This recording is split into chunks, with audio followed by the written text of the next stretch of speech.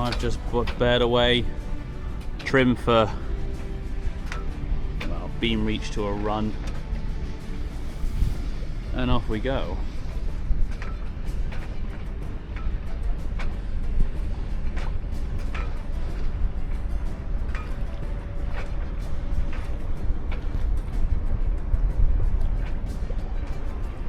Those two big boats are going to make quite a lot of wake.